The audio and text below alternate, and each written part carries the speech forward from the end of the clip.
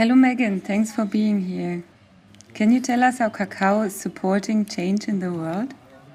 So yeah, cacao supporting the change. Yeah, basically, the biggest gift of cacao is helping us humans to get more into our hearts and healing all the layers that are there of everything that's stopping us from opening our hearts, basically, to ourselves and to one another, and also to our planet. So for me, the hugest gift of cacao is really this earth energy, this really earth mother energy, that's really nourishing us. It's just such a nutritious plant on so many different levels, and then on the more emotional, energetic, spiritual level, it's just going deep into our hearts, and like where we're holding onto just so much, and this is what we need to actually make the change, make the shift, because it's going to happen heart by heart. It's not going to happen by the structures that are now in our outside world. It's an inside job, you know. It's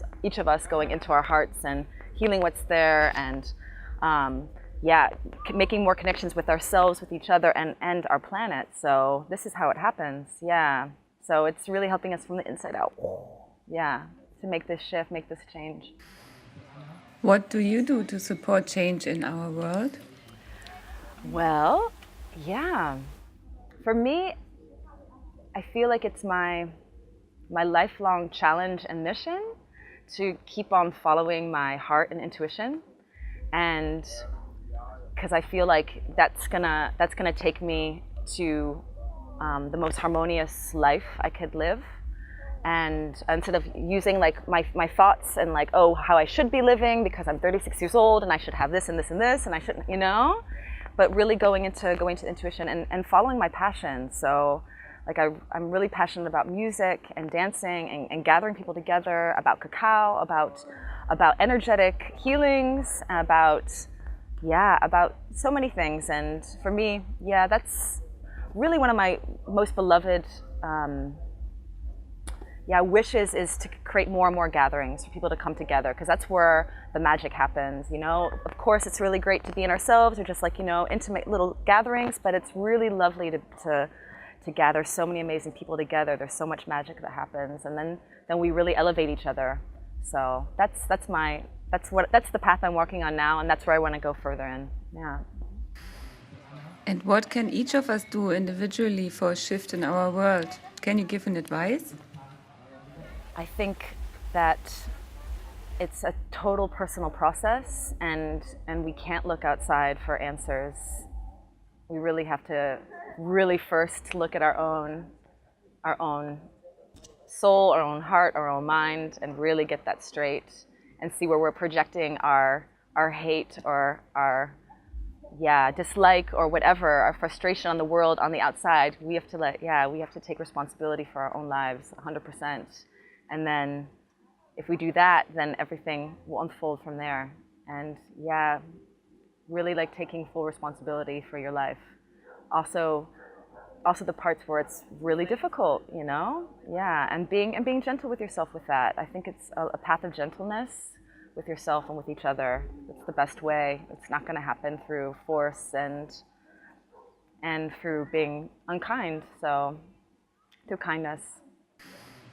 And if you think of kids, what is the role of kids in your opinion? Whoa, their role is huge. Their role is super huge. Yeah. Oh, yeah, I mean, you know, a lot of people in my generation, I'm in my mid-30s, and I think each generation has its role to play.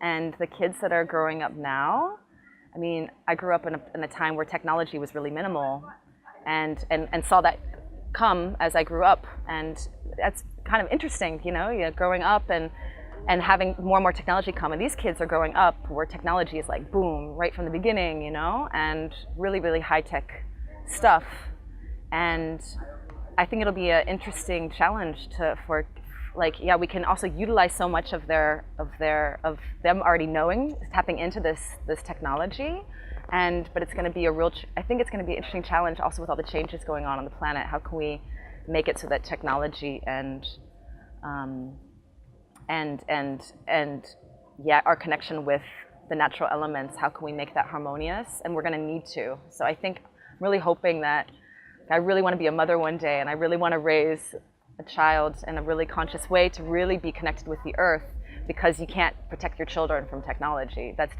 you know, but you can teach them how to be, yeah, more connected to just very, very simple, natural things.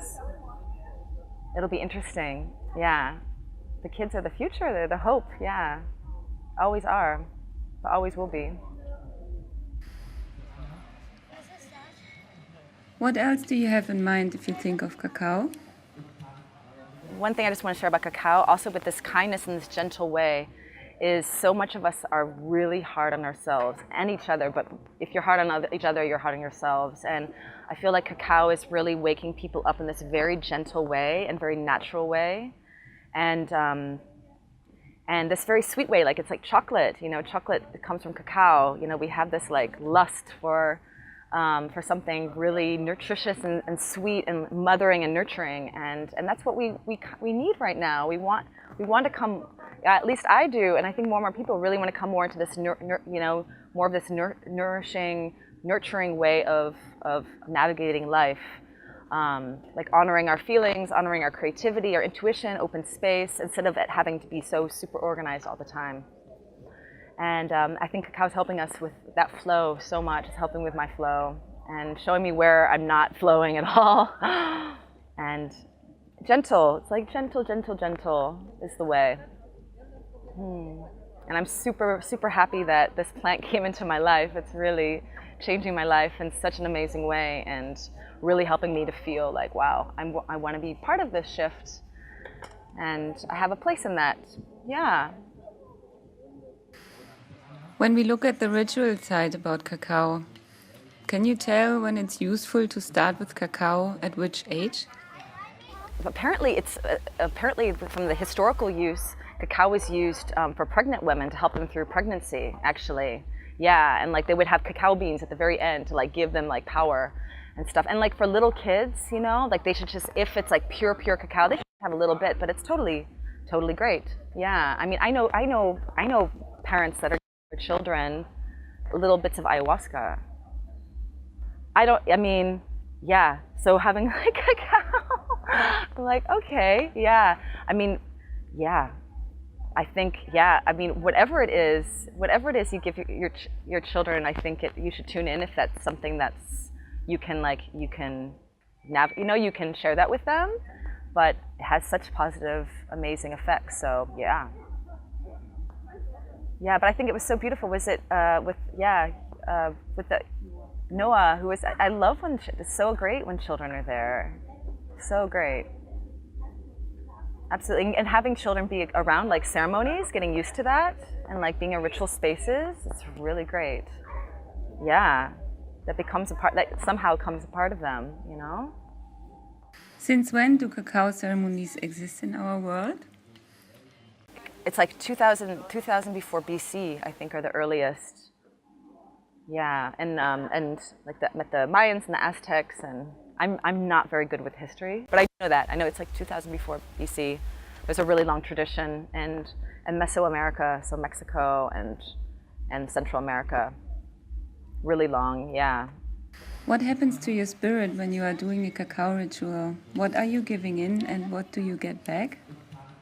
My spirit, it feels like every ritual I do, it's showing me, yeah, it's always this like give and take, basically. And if I'm feeling really like ungrounded or whatever, it's always interesting energetically what happens during a ceremony and what's happening in me and like with the people, and also all the people. We're all making it together. Yeah, I'm just like, you know, I'm just holding some space, but we're all actually doing it together. And then the cacao is also doing the rest. And yeah, I'm so lucky to bring cacao here and be able to play and to work. This is what I want to be doing. Yeah. Cool. Yeah. Nice one. Whoop, whoop. Thank you, Megan. You. You. Thanks, you guys. It was so nice.